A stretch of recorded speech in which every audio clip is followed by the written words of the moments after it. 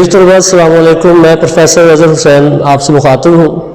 آج اردو سال اول کے حوالے سے دوسرا لیکچر ہے۔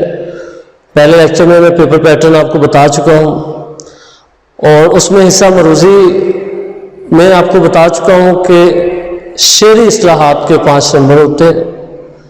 آج ہم شعری اصطلاحات سیکھیں گے انشاءاللہ۔ بڑا اہم سوال، اس میں سب سے پہلے آتا ہے قافیہ۔ اس کا مطلب ہوتا ہے ہم آواز۔ لفظی مطلب تو ہوتا ہے جو پیچھے آنے والا۔ اصطلاحاً جو اردو ادب میں ہم اس کا مطلب لیتے ہیں ہم آواز، ہم وزن الفاظ، جیسے آنا، جانا، جن الفاظ کی ادائیگی میں آپ کے منہ سے ساؤنڈ سے نکلتے ہوں، آوازیں ایک طرح کی نکلتی ہوں، ان کو قافیہ کہتے ہیں، ہم آواز الفاظ۔ اس کے ساتھ ہی ردیف، گرد سوار کے پیچھے آنے والا۔ اصطلاحاً جو اردو ادب میں ہم اس کو استعمال کرتے ہیں تبدیل ہوئے بغیر بار بار آنے والے الفاظ۔ آپ کو غزل پڑھتے ہیں تو اس میں پہلے شعر میں دونوں مصروں میں ردیف اور قافیہ آتا ہے، اس کے بعد ہر دوسرے مصرے میں ردیف قافیہ آتا ہے۔ جیسے ہم غزل پڑھتے ہیں کہ دل میں ایک لہر سی اٹھی ہے ابھی، کوئی تازہ ہوا چلی ہے ابھی، شور برپا ہے خانہ دل میں، کوئی دیوار سی گری ہے ابھی۔ تو ہر دوسرے مصرے میں ردیف قافیہ آنا شروع ہو جاتا ہے۔ اس کی آگے چل کے میں آپ کو مثالیں دے دوں گا۔ مطلب کسی غزل یا قصیدے کا پہلا شعر جس میں ردیف قافیہ یا کم از کم قافیہ موجود ہونا چاہیے۔ ردیف کی گنجائش ہے، وہ نہ بھی ہو کوئی مسئلہ نہیں ہے، لیکن اس میں قافیہ موجود ہونا چاہیے۔ پتہ کیا چلا، کسی غزل یا قصیدے کا پہلا شعر جس میں ردیف قافیہ یا کم از کم قافیہ موجود ہو اسے ہم کہیں گے مطلع۔ اگر پہلے شعر میں ردیف بھی نہ ہو، قافیہ بھی نہ ہو، تو پھر ہم پہلے شعر کو پہلا شعر ہی کہیں گے۔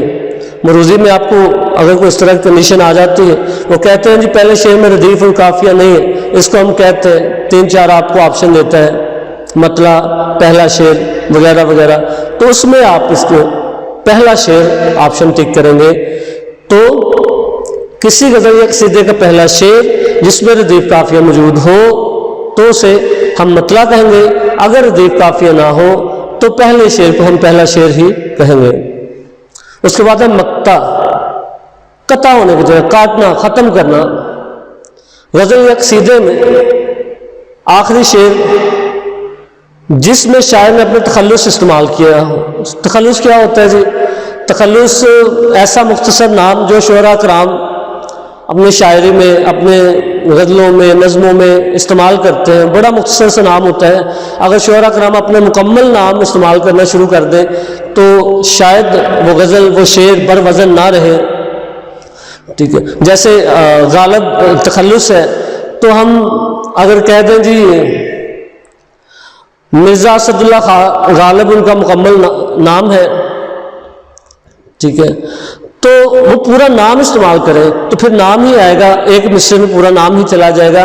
تو شعراء کرام مختصر نام یوز کرتے ہیں۔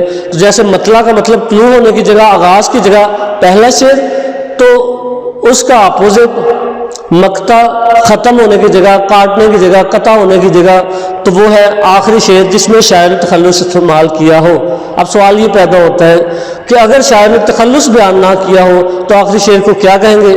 تو سادہ سی بات ہے کہ آخری شعر کو آخری شعر ہی کہیں گے۔ تخلص ہے تو آخری شعر کو ہم مقطع کہیں گے، تخلص نہیں ہے تو پھر ہم آخری شعر کو آخری شعر ہی کہیں گے۔ یہاں مثال کے ساتھ واضح کیا گیا ہے اسے۔ ناصر کاظمی کی غزل کا پہلا شعر ہے، مطلع ہے، دل میں ایک لہر سی اٹھی ہے ابھی، کوئی تازہ ہوا چلی ہے ابھی۔ آپ اس میں قافیہ کی مثال لیجیے گا، اٹھی، چلی، ان کی ادائیگی میں آواز ایک طرح سے نکل رہی ہے، ہم وزن، ہم آواز الفاظ کی ادائیگی ہو رہی ہے، لہٰذا اٹھی اور چلی اس میں قافیہ ہوگا۔ ساتھ ہی کوئی تازہ ہوا چلی ہے ابھی، ٹھیک ہے۔ تو اس میں काफिया की मिसाल हमने ली उठी और चली, और उसके बाद ردیف میں ہم نے پڑھا ہوا تھا تبدیل ہوئے بغیر بار بار آنے والے الفاظ. تو دونوں اشعار میں پہلے تھوڑی سی غزل بھی پڑھ چکا ہوں. دل میں ایک لہر سی اٹھی ہے ابھی، کوئی تازہ ہوا چلی ہے ابھی، شور برپا ہے خانہ دل میں، کوئی دیوار سی گری ہے ابھی. تو ہے ابھی بار بار آ رہا ہے، تو بار بار آنے والے الفاظ کے بارے میں ہم نے پڑھا، اسے ردیف کہتے ہیں. تو ردیف کی یہاں مثال ہے اور ابھی، یہ دونوں ردیف کی مثالیں ہیں. اسی طرح کسی شعر میں شاید تخلص استعمال کر دیتا ہے تو اس کے لیے ہم جو ہے اسے کہیں گے کہ وہ مقطع ہے. اسی طرح مقطع کی مثال یہاں دیکھیے گا. شکوائے یاراں غبار دل میں پنہا کر دیا، غالب ایسے غم کو شاید یہی گرانا تھا.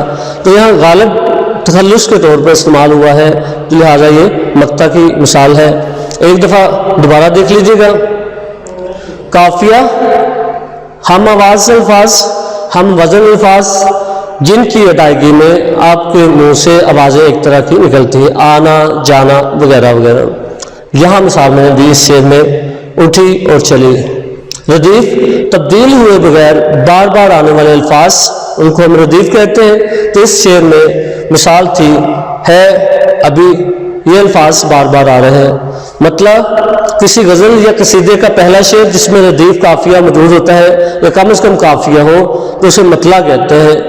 اگر ردیف قافیہ موجود نہ ہو تو اسے ہم پہلا شعر ہی کہیں گے. مقطع کسی غزل یا قصیدے کا آخری شعر جس میں شاعر نے تخلص استعمال کیا ہو، اور اگر تخلص استعمال نہ کیا ہو تو اس آخری شعر کو ہم آخری شعر ہی تصور کریں گے. اور اس میں مثال آپ کے سامنے ہے. اور دل میں ایک لہر سی اٹھی ہے ابھی، کوئی تازہ ہوا چلی ہے ابھی، اٹھی اور چلی قافیہ کی مثال ہے ابھی، ردیف کی مثال. اور نیچے شعر میں پہلے پڑھ چکا ہوں، غالب تخلص کے طور پر استعمال ہوا ہے، یہ مقطع کی مثال ہے. Thank you very much.